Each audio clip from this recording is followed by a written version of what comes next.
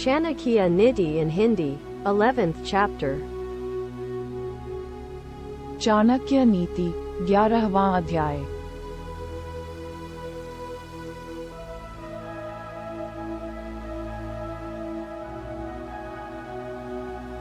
दान दक्षिणा करने की अभिलाषा होना, मीठी वाणी बोलना, धीरज रखना और सही व गलत की पहचान करना, ये सभी गुण एक इंसान में स्वाभाविक होते हैं। इन गुणों को अभ्यास से सीखा नहीं जाता है।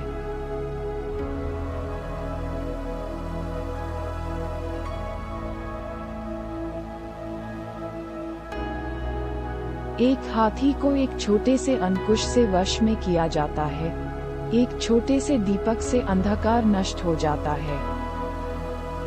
एक छोटे से हथौड़े से बड़े बड़े पर्वत टूट जाते हैं। इसका मतलब ये है कि हर वस्तु अपने तेज के कारण ही शक्तिशाली होती है। लंबा चौड़ा होना कोई मायने नहीं रखता है।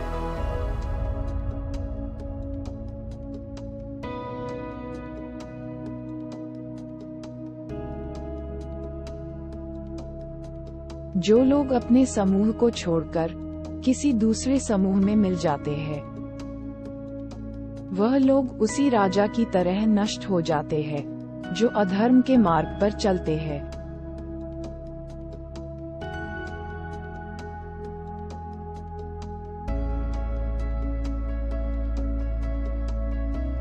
घर से ज्यादा लगाव होने पर व्यक्ति को विद्या नहीं आती है।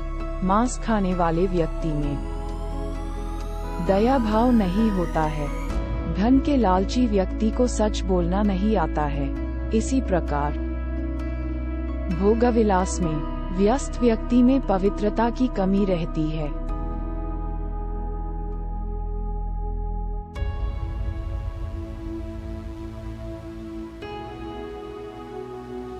जिस प्रकार नीम के पेड़ को घी दूध से सींचने पर भी वह कड़वाहट छोड़कर मीठा नहीं होता है, ठीक उसी प्रकार एक दुर्जन व्यक्ति पर भी सत्संग का कोई प्रभाव नहीं पड़ सकता है।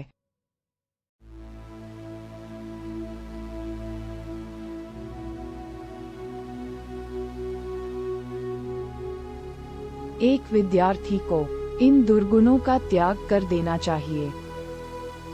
गुस्सा, लालच, स्वाद, तमाशा देखना, ज्यादा सोना और चापलूसी करना।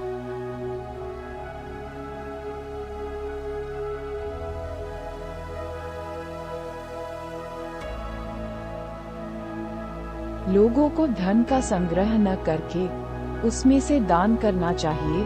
दान देने के कारण से ही कई राजा जैसे कर्ण, दैत्यराज बलि और विक्रमादित्य जैसे राजाओं की कीर्ति आज भी बनी हुई है।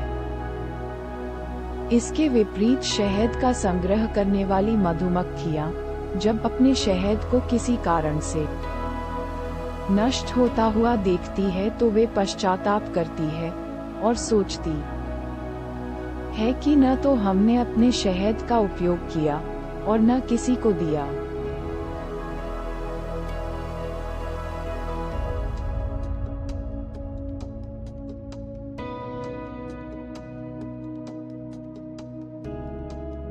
Chanakya Niti in Hindi, 10th chapter. Chanakya नीति 10वां अध्याय।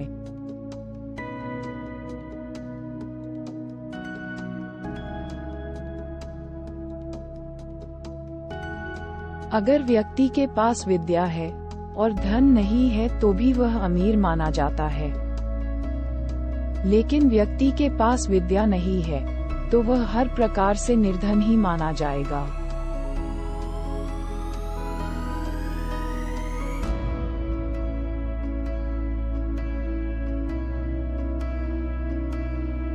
आदमी को ध्यान पूर्वक आगे बढ़ना चाहिए, शास्त्रों के अनुसार ही बोलना चाहिए और हर काम सोच समझकर ही करना चाहिए।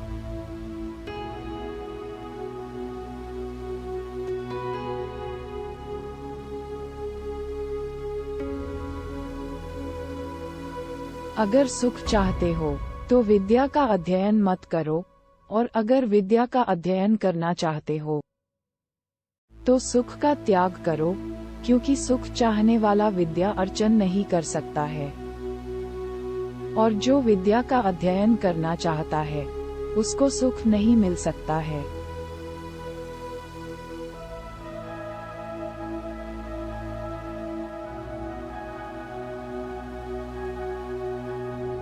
कवि लोग कल्पना में कुछ भी देख सकते हैं, औरतें सब कुछ कर सकती है, मदिरा पिया हुआ आदमी कुछ भी बोल सकता है, और कौवा सब कुछ खा सकता है।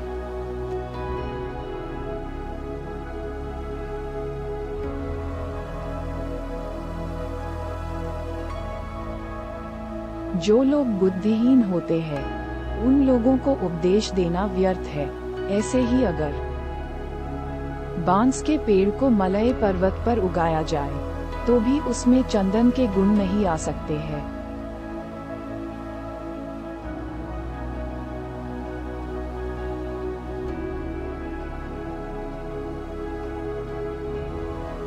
जिस तरह से मूर्ख लोगों के लिए शास्त्रों का कोई महत्व नहीं होता, उसी प्रकार अंधे आदमी के लिए दर्पण का भी कोई महत्व नहीं होता है।